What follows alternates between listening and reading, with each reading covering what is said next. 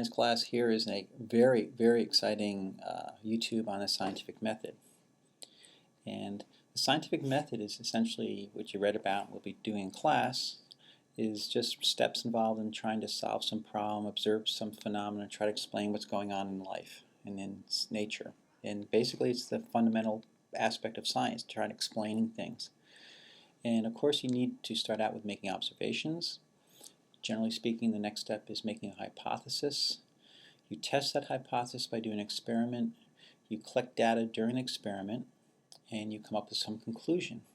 And hopefully when you're done, you'll go, was I right?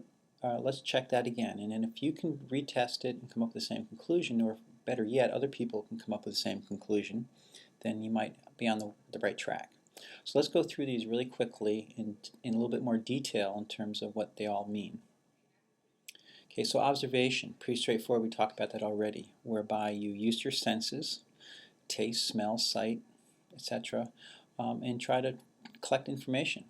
Now oftentimes, as in this little figure here, you may use an instrument like a microscope or telescope or rulers to get a little more detail, but it's still just collecting information.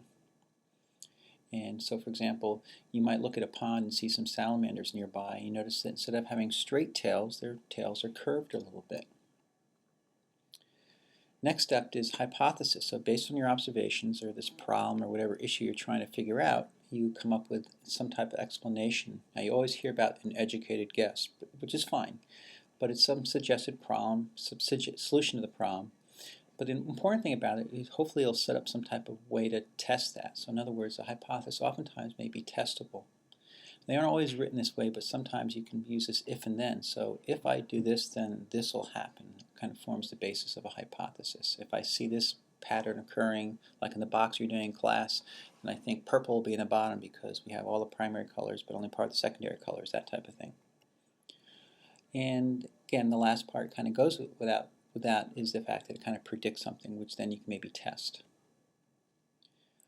So let's go back to our salamanders. So here's a possible hypothesis that I think the reason those salamanders have curved tails is because there might be some type of contamination or pollutant in the soil where you find them living.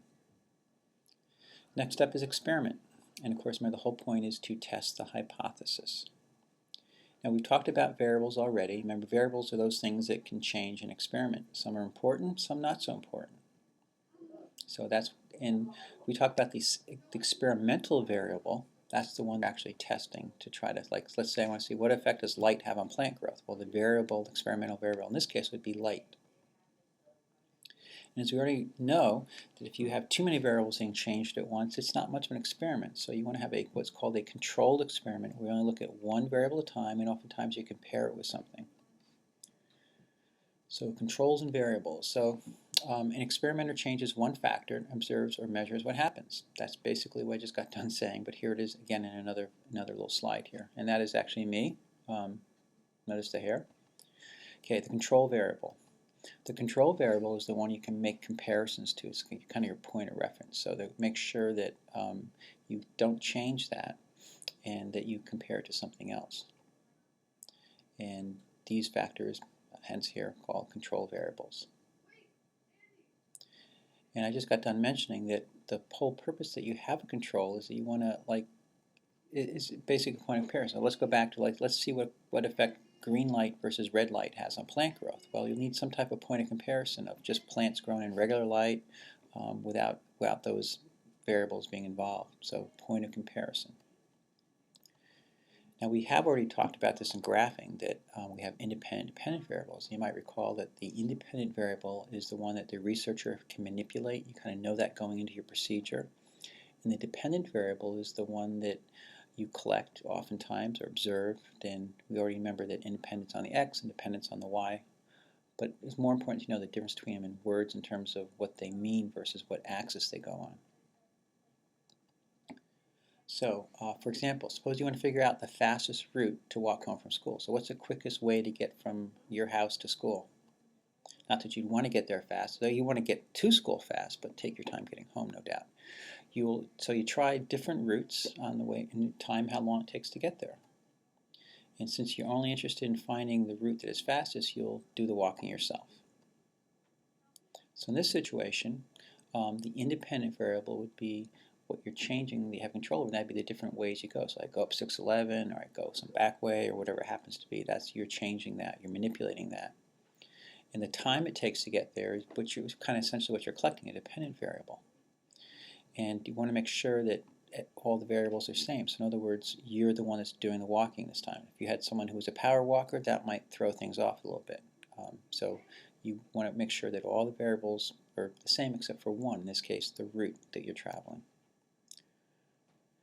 And this should go without saying that when you do experiments, you want to do them over again several times. Like if you want to figure out what effect does this fertilizer have on plant growth, you just don't grow one plant, you grow several plants, and you may repeat it several times.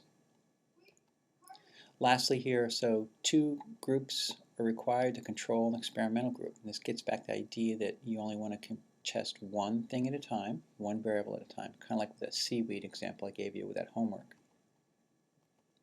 Now, the output of most any experiment is going to be the data that you collect. And you might recall that there's essentially 2 different types of data, both equally important. One is quantitative, where you use numbers, and more than that, you might want to use units too. In other words, if I walk outside and say it's really hot outside, well, that's not quantitative. If I say it's really hot outside because it's 95 degrees Fahrenheit, that would be numbers, and that'd be units associated, versus just qualitative, it's kind of hot out, or it's muggy. It could actually give you the relative humidity and percentages and things. When you collect your data, and this is a problem that I see a lot, is that it's on a scrap of piece of paper or just kind of written down somewhere. Organizing them in tables are very helpful. Charts and graphs kind of put it together, also another layer, but just collecting data neatly is important. Then the last part of this would be, based on your data you collect and the hypothesis that you're testing, you come up with some type of conclusion. And this is oftentimes the hardest part, to make sense of your data. And last but not least, as I said before, that generally speaking in science, we want to verify the results by having other researchers test them and retest them. In other words, is your information reproducible? Is it valid? So run down through these real quick again. It's identify the problem, and that's oftentimes based on observations. Form a hypothesis, design an experiment to test the hypothesis, collect data, form a conclusion, and last but not least, retest. So that would be it.